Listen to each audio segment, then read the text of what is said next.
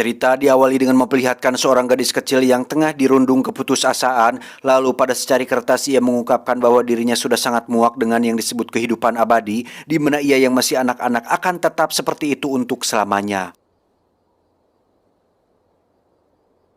Diketahui anak gadis ini merupakan seorang vampir yang karena tak menginginkan itu maka ia pun nekat untuk segera mengakhiri hidupnya dengan cara membakar dirinya sendiri di bawah sinar matahari.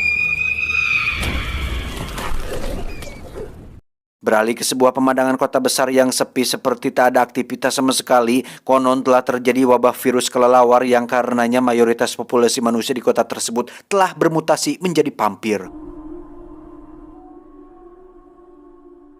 Tak heran jika aktivitas di sana justru terlihat sangat sibuk saat malam hari karena meskipun mereka menjadi abadi, tapi di sisi lain mereka juga sangat lemah ketika harus terkena sinar matahari. Semua sektor kehidupan di sana didominasi oleh para vampir dari mulai pemerintahan, perusahaan, termasuk sektor sosial lainnya. Namun sejalan dengan itu ternyata masih ada beberapa di antaranya merupakan manusia asli yang justru lebih memilih untuk tidak jadi vampir, sekalipun dengan pilihan tersebut mereka akan dijadikan sebagai musuh negara, lalu ditangkap dan diternak untuk diambil darahnya. Dengan semakin berkurangnya populasi manusia, maka suplai darah segar pun semakin sulit didapatkan di kota tersebut, dan itu menjadi mimpi buruk bagi para vampir dari kalangan ekonomi lemah yang untuk mendapatkan setetes darah saja mereka harus menempuh cara yang berisiko seperti ini.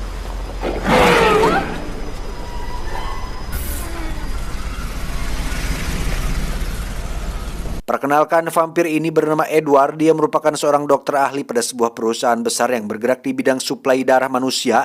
Bersama para vampir lainnya, Edward pergi menggunakan kereta bawah tanah yang akan segera mengantarkan mereka ke tempat kerjanya masing-masing. Singkat cerita, Edward sudah berada di depan sebuah ruangan di mana ratusan manusia ternak sedang disedot darahnya. Pemandangan tersebut cukup membuat Edward merasa bahwa betapa pekerjaan ini sangat bertentangan dengan rasa peri kemanusiaan yang ternyata masih dimilikinya. Pada sebuah rapat rahasia, pihak perusahaan mengamati satu sampel vampir yang mereka sebut sebagai subsider. Selain mengalami banyak perubahan di bagian fisiknya, konon vampir ini juga menjadi lebih agresif dan berbahaya layaknya monster. Dan inilah yang akan terjadi pada semua vampir bila mana mereka tidak mengkonsumsi darah manusia dalam hitungan hari saja. Sementara itu populasi manusia yang terus menurun drastis hingga tersisa hanya 5% saja. Jelas membuat Charles sebagai pemilik perusahaan tersebut kebingungan, lalu memerintahkan Edward agar segera menemukan zat alternatif sebagai pakan pengganti. Edward. Dengan dibantu oleh seorang rekannya, Edward rupanya telah menemukan zat yang dimaksud, dan saat itu juga akan segera dilakukan sebuah uji coba di mana objeknya adalah salah satu vampir yang sudah beberapa hari tak makan darah. Disaksikan para petinggi vampir, Edward pun mulai menyuntikkan zat tersebut ke dalam tubuh si objek yang seketika terlihat khawatir seiring perubahan suhu tubuhnya yang meningkat drastis, dan tiba-tiba ya, rupanya darah alternatif ini memang belum layak untuk dikonsumsi. Saat perjalanan pulang, Edward baru sadar jika pada telinganya sudah mulai nampak gejala perubahan seperti yang dipresentasikan tadi, sampai-sampai ia kehilangan konsentrasi dan mobilnya menyenggol kendaraan lain yang ternyata berisi 3 orang manusia asli. Hey, no, don't come any closer. Shoot him again! Don't. Memahami bahwa ketiganya dalam bahaya dari serangan para vampir, maka Edward pun lantas mengamankan mereka sejenak sampai keadaan di sana benar-benar aman. Perkenalkan, wanita ini bernama Audrey, atau satu dari sedikit manusia di kota tersebut yang masih bertahan hidup. Sambil terheran-heran dengan sikap Edward barusan, ia pun lantas berterima kasih padanya dan bergegas pergi.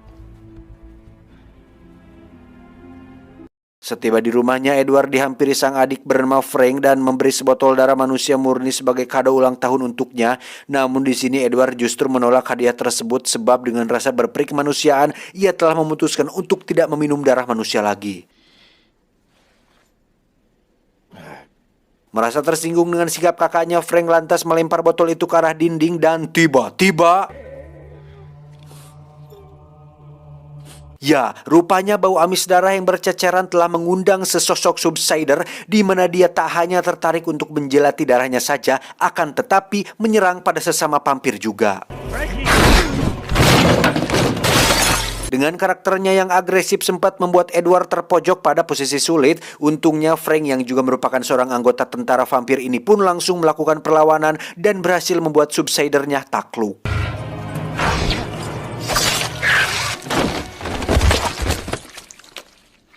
Dari hasil identifikasi kepolisian diketahui bahwa subsidiar ini berasal dari kalangan vampir yang tak sanggup membeli darah dengan harga yang sangat mahal, yang mana ternyata dia adalah seorang tukang potong rumput di komplek perumahan Edward sendiri. Yeah, he was a local gardener. Pagi-pagi sekali Edward dikagetkan dengan kedatangan Audrey di rumahnya. Audrey yakin bahwa Edward satu-satunya vampir yang baik hati sehingga Audrey bersedia memberikan solusi atas semua permasalahan Edward dengan catatan dia harus datang ke satu tempat yang telah ditentukan.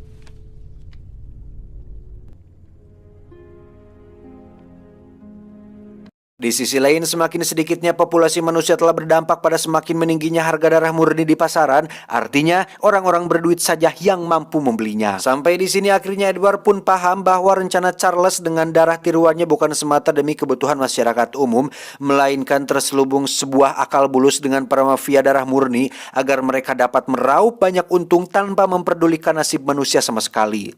How much do you think they'd be willing to pay for your daughter? Dari situ Edward pun memutuskan untuk pergi menyusuri jalan sesuai peta yang diberikan Audrey sebelumnya. Sesampainya di tujuan rupanya dia telah ditunggu oleh seorang pria paruh baya bernama Elvis. Sesaat percakapan berjalan diketahui bahwa si Elvis ini adalah mantan vampir. Sayangnya tak lama setelah itu tiba-tiba Frank muncul dengan menjadikan Audrey sebagai sandera, disusul dengan kedatangan beberapa mobil tentara hingga aksi penyergapan pun tak terelakkan lagi.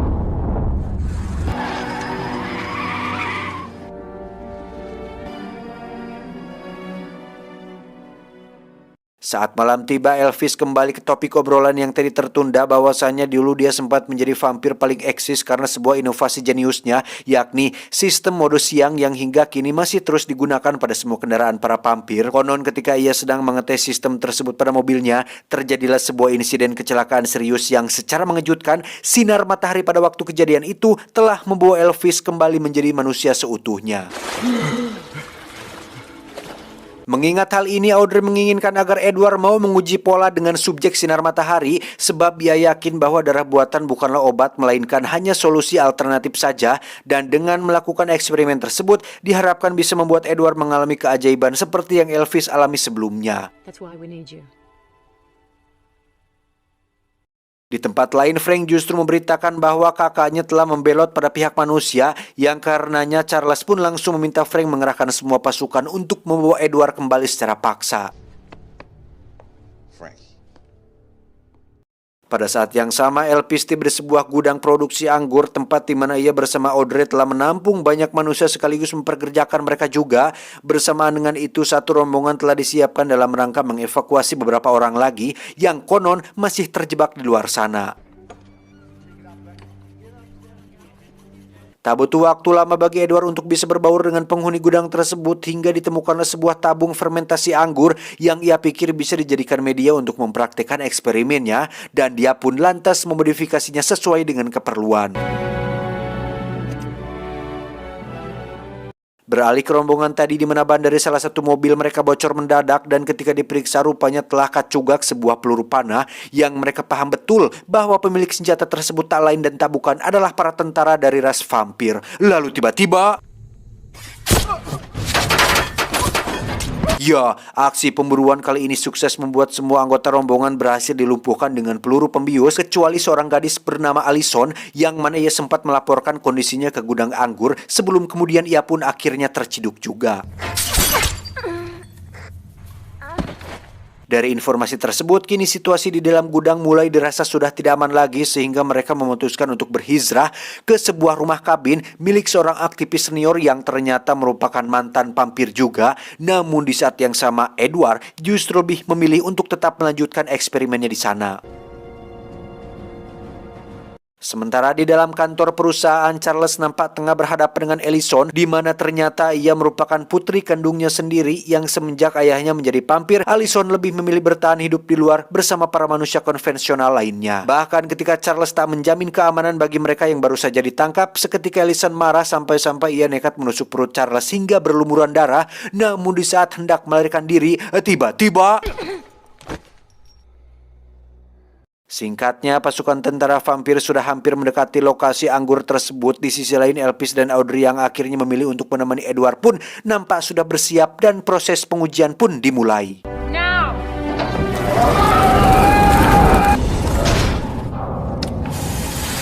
Well, let's do it again. Again! Let's do it again!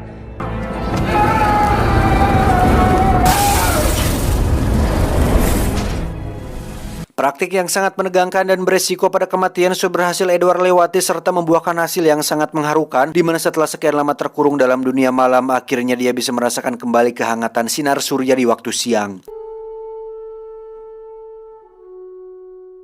Keadaan ini berbanding terbalik dengan Ellison yang justru kini ia telah berubah menjadi vampir, karena sebagai ayah yang vampir, Charles menyuruh Frank untuk menggigitnya agar menjadi vampir juga. Tetapi anehnya, daripada meminum darah manusia, Ellison lebih memilih untuk meminum darahnya sendiri. Is this what you wanted? Di tempat lain, Elvis dan kawan-kawan sedang menuju rumah kabin milik sang aktivis tadi. Masih terlihat puing-puing sisa pertempuran yang seketika membuat perasaan menjadi tidak enak. Dan tiba-tiba... Ya, rupanya para tentara vampir tadi telah membantai habis semuanya, tak terkecuali sang aktivis yang ditemukan dengan kepala terpenggal. We'll start again. Saat cuaca panas terik di esok harinya, puluhan substader dikerangkeng untuk dimusnahkan karena dianggap meresahkan, termasuk salah satunya adalah Ellison yang karena tak mau minum darah manusia, jadi proses mutasi substadernya berlangsung sangat cepat.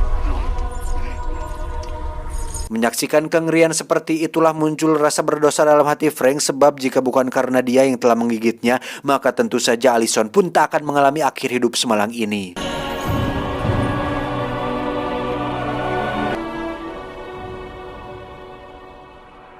Singkat cerita, Edward menemui salah satu rekan selaboratoriumnya dulu, sebut saja Chris. Ini benguknya. Dengan bantuan Chris, Edward berharap bisa sama-sama mengembangkan pola yang terbukti telah membawanya kembali menjadi manusia biasa.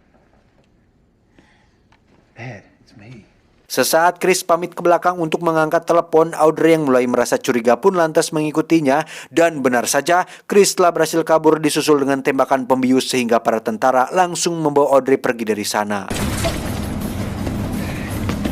Karena kalah jumlah, Edward dan Elvis lantas berlari ke arah lorong bawah tanah, lalu bersembunyi di sebuah gudang yang ternyata sudah ada subsidernya. Dan...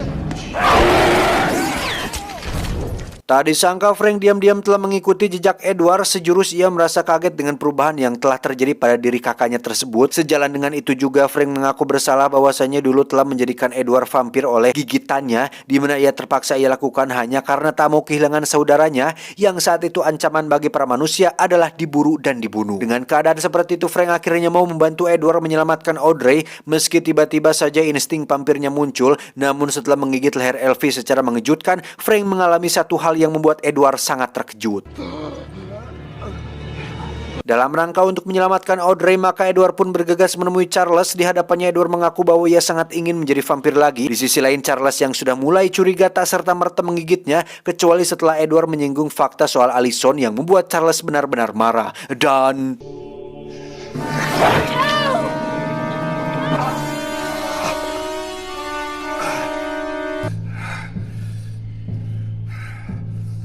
setelah gigitan itu, secara perlahan Charles berubah menjadi manusia, dan seperti itu pula yang sebenarnya terjadi pada Frank, di mana ternyata dengan meminum darah mantan vampir akan mengubah vampir kembali menjadi manusia lagi. Treated vampire blood.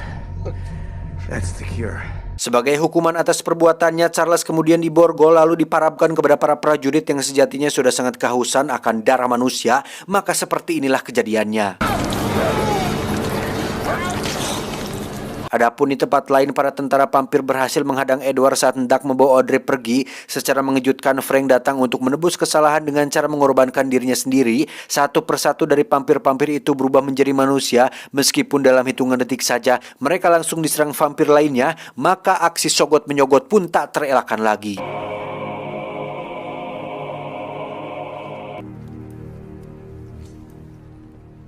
Kejadian itu menyisakan hamparan mayat dan beberapa orang saja yang dinyatakan sembuh. Namun tiba-tiba dengan penuh ambisi, Chris bermaksud menghabisi siapa saja yang berpotensi menghambat proyek darah tiruannya, termasuk Edward. I'm sorry. Beruntung Elvis datang di saat yang tepat dan berhasil memanah Chris pas mengenai jantungnya, yang dalam seketika tubuhnya pun hancur.